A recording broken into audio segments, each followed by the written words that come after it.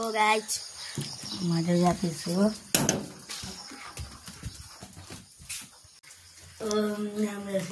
Guys हाम्रो घरमा चाहिँ एउटा नयाँ कुकर आएको छ। पहिलाको कुकर चाहिँ बिग्रिरहेको छ। त्यो मैले आफ्नै पैसा जम्मा गरेर एउटा कुकर ल्याएको छु। पहिलाको कुकर चाहिँ गाइस यस्तो थियो। पहिलाको कुकर चाहिँ अहिले म ओपनिङ गरेर देखाइदिन्छु। यो कुकर कहिले नजलोस् नमिठो भएको पनि भात मिठो गरेर आफैबाट पनिर पाकोस् लगाएको छु गाइस। जसको ढक्कन चाहिँ आफ्नै पैसा किनेको 1500 हालेर हेर्न सक्नुहुन्छ।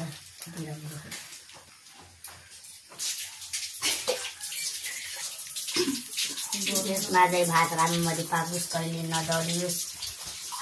यो कहिले नडढियोस्, भात राम्ररी पाकोस्, आफैबाट पनिर पाकोस्। नमिठो भएको भात पनि राम्ररी मिठो पकाइदियोस्।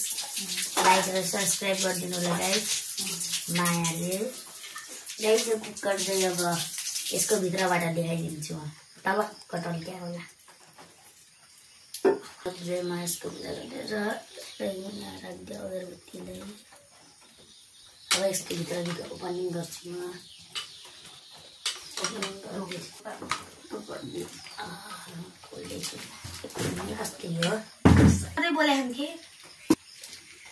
कुकर खोल्न गइराखेको छ मेरो छोरो। ल यसले खोल्न छु।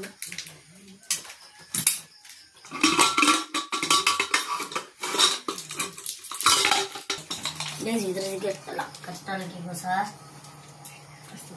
हेर्न सक्नुहुन्छ।